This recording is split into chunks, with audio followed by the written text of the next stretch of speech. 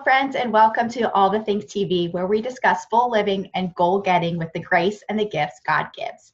I'm Tiffany Jo Baker, and today I am super excited to have with me Andrea Baker, all the way from Bolivia, my sister-in-law. Hi, Andrea. Thank you so much for joining me all the way from Bolivia.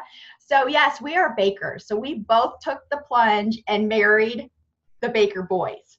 Good men. They are really good men, and we're super thankful to mom and dad for all that they did with those men, especially now because we know raising our own children, Baker children, but they are just such blessings. So I'm so glad that the Lord connected us and we're sisters. And so we get to chat from across the country via Zoom. But let me kind of tell everybody a little bit about Andrea. So Andrea is the founding partner and executive director of Word Made Flesh Bolivia. It's an outreach among sexually exploited women and children. She's a leader, advocate, writer, and speaker. Andrea is passionate. Passionate is a very good descriptor word of Andrea, about connecting the world's realities to the world's resources. The 2011 recipient of Epoch's outstanding work in the lives of individuals, Andrea cares deeply about fighting sexual exploitation in all its forms and empowering others to reach their full potential. I love it. There's so much I could say about Andrea and so much I could pull out from, that short bio. But you're just an amazing woman. So there's so much that so many ways that I could just pick your brain. But let's talk a little bit about the work that you're doing in Bolivia. I know you all have a center there. You've been there since what has been 2000? 2001. Yep. 2001. And just really serving those who have been exploited sexually in the sex industry and just helping women and children. I love what it said. I don't know if I read that part, but it said, equipping victims who are seeking abundant life. Mm-hmm. Such a call. So tell me a little bit about, because that was right around the time Brian and I got married too. We got married and then you all quickly moved to Bolivia, right, to start this missionary life. And so tell me a little about how God led you and Andy to live the non-typical, unconventional life as missionaries in the brothels of Bolivia. I know that's a loaded question. So high level, but what was a little bit about your journey? I mean, you know us, and we're just regular people. And so it wasn't ever expected to be this way. I mean, when we first left for Bolivia, it was just a desire to serve the Lord and to be with the poor.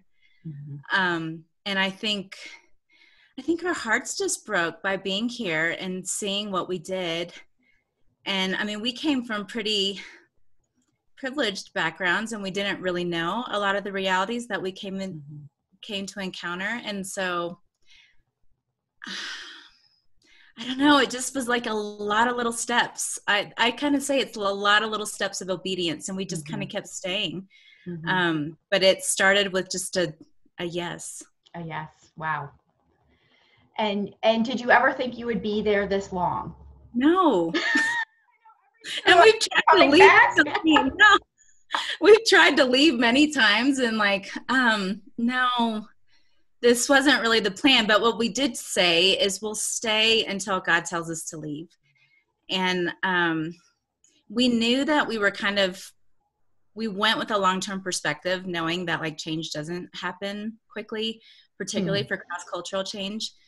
And so, we just decided okay, we'll just stay with it.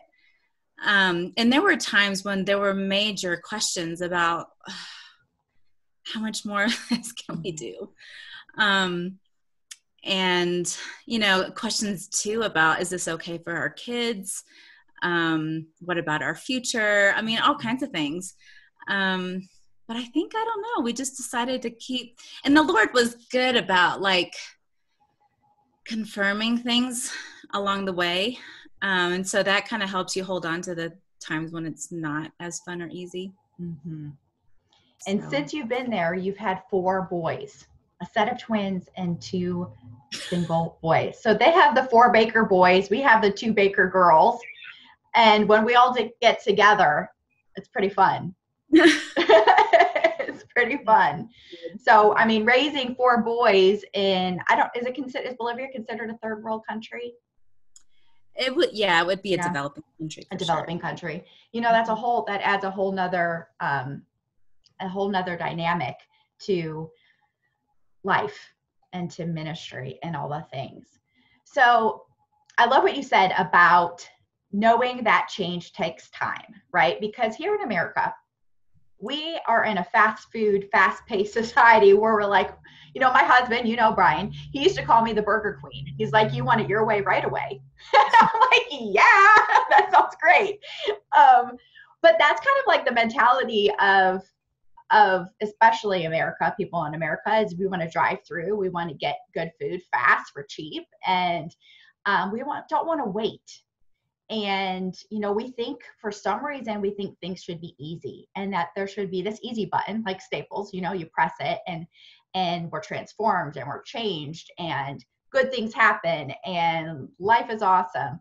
But that's not the reality most of the time. So I love that y'all started with a yes and then just were obedient in those little steps and those crossroads when you had those times of seeking the Lord and saying, okay, is it time? Is it time? And he's like, nope. And you stay. So I just, you know, Brian and I just admire y'all's commitment and obedience through this process. But in all the work that you've done with these women and just loving them and equipping the ones who are ready for abundant life and change, what have you seen? What holds, I guess, what's the difference between a woman who's like, yes, I'm ready, and a woman who stays stuck? Who stays stuck? Yeah. I've never felt ready. But I'm not stuck either. Well, I'm talking about the women you work with. Oh. Like the women that you're working with, you know, that you have resources, you have the truth, and you have the abundant life. Like, what's the difference between the ones who are like, yes, I'm ready to do it, and the other ones who are like, I'm not ready? Yeah. I think she has to believe that something is possible. And a lot of times it takes time to break through that and remind her, encourage her that all things are possible. I think, unfortunately, most women hit rock bottom before they're ready to change. So we have a lot more success with some of the older women who are moms and aren't earning what they did when they were, you know, underage or even young university students. It's been really tough for us to reach some of the younger girls for lots of reasons, but a lot of them, like we also were, have it all together. And so it takes growing up and being mature and saying, okay, actually, this isn't what I want anymore. For the women who are stuck too, like there's so many lies that we believe about ourselves. And life circumstances, you know, contribute to that, but then it's easy to just kind of like let those things play in your head. And so until you can break past those lies and claim the truth about your life and claim the truth about God, it's really hard to kind of move away from some of those things that keep us trapped. Wow. So true. And so universal, you know, from the brothel to a breakfast table. I mean, like for women, what you said is we believe these lies. And when those are on repeat and our self-talk is going over and over again, reliving things that were spoken about us, reliving things that we say to ourselves, reliving experiences that we've had, you know, it is hard to move forward. It's hard to have hope, like you said. So how do you know, what is kind of your philosophy, or how do you try to infuse them with hope for the future and for their life and the abundant life that Jesus has for them? I mean, I love to talk to girls about their dreams, you know. What is it that you really would love to do if you could do anything? I have a friend right now who I've been talking to, and just, it's been fun to just kind of offer ideas and offer support. And I think sometimes we don't even let ourselves dream for, you know, I've got all these kids, or I don't have the money, or I'm too old, or whatever it is. And we just kind of stay stuck, you know? So I like dreaming. And I think it helps too to have opportunities and community around that can support you in that when you're finally willing to take that step, because, you know, it's, any change is a risk, right? But like, especially with the poor, you're overcoming a lot of risks. And maybe without anything to hold back on or fall back on. So like, community and having those people around you to rally helps too. Yeah. And y'all do such an amazing thing. I know, I'm not going to say it right, but the Casa de Esperanza, say it right. Yeah. Kind of. The House of Hope in Bolivia that y'all have built and created and just newly refinished, remodeled.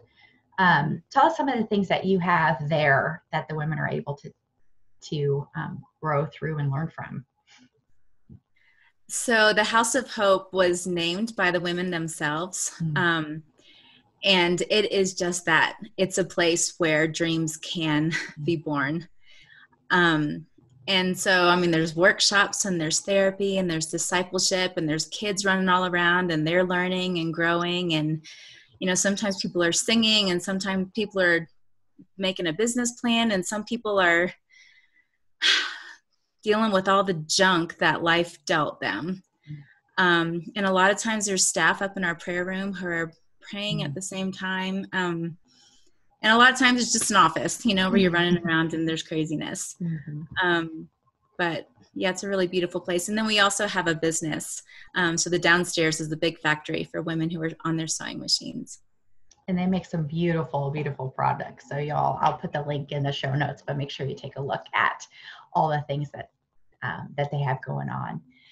So I know, you know, we've talked and you said, Tiffany, I don't know if I'm the right person for your podcast. I don't see myself as a go-getter. I'm like, Andrea, you moved halfway across the world for like 20 years and are in the mission field, raising a family amazingly well, leading a missions organization in a country.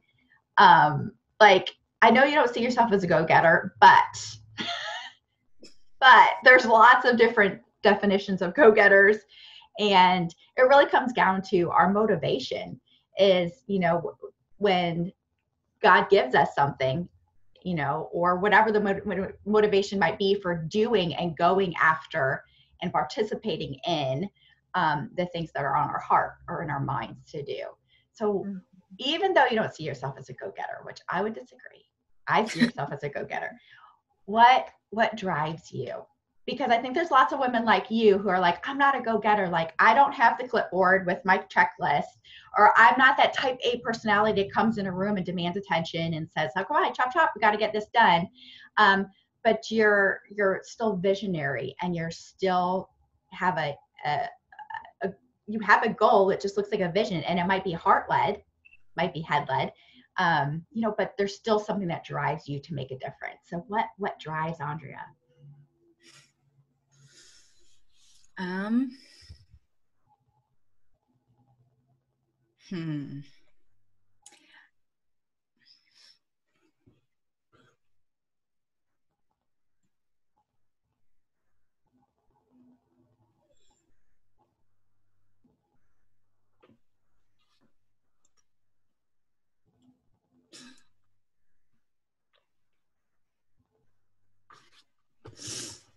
I think I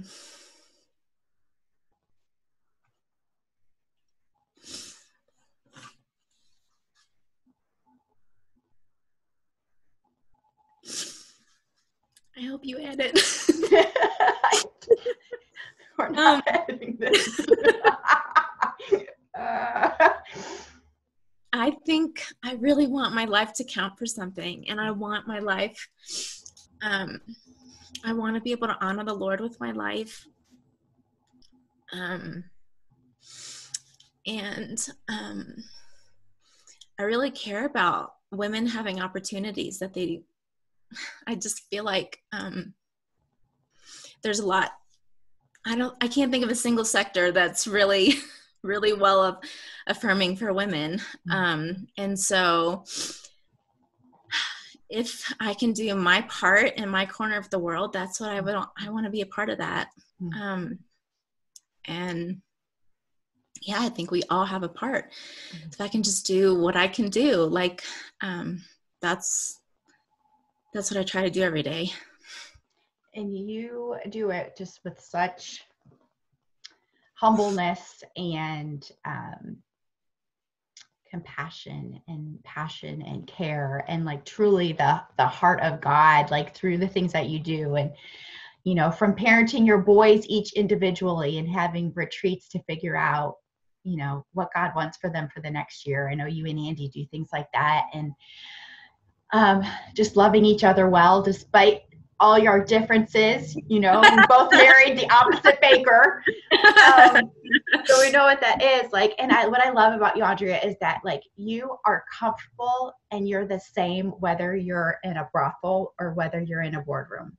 Like you just bring God with you, you know, from the very well-to-do, because you've lived in both extremes of the world, to those that are underprivileged and underserved. And I know that, gosh, I'm going to cry now too. We're going to definitely have to edit this. But I just know that God is just, when he looks at you, he just says, gosh, he just says, well done, good and faithful servant. You know, you've been faithful with a little, and he's going to continue to make you ruler over much. So I just love you. Thank you so much for coming on. And we're going to come back and we're going to like reapply some mascara maybe, and come back and do a part 2. But thank you so much for joining us and just sharing. But before we get off here, would you just kind of like speak to the woman who's maybe feeling stuck? Do you just offer a little bit of hope to them? Mm-hmm.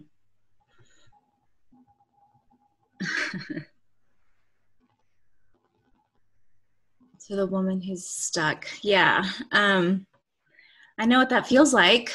And whatever the season is right now, whatever you're facing, things might not be fair. Things might be really hard. I think it's okay to be honest about that, to say this is hard, or I'm frustrated, or I don't know what to do, or I don't feel like I can do anything, or I'm mad. And I think it's a good place to start. And then I think you can say, like, if you want to do something with me, God, like, I'm open to that. And trust those voices, those small, sweet voices in your head, those crazy ideas that you're afraid to even write down or just tell anybody. I would say just maybe take the next step, and trust that the Lord is faithful. Amen. Amen. Well, thank you so much. And y'all, I know that God has just given you some nuggets through our time together. So just thank you for being with us today and being a part of All the Things TV. And so I'm Tiffany Jo Baker, helping you fuel and fulfill your faith journey through the ups and the downs.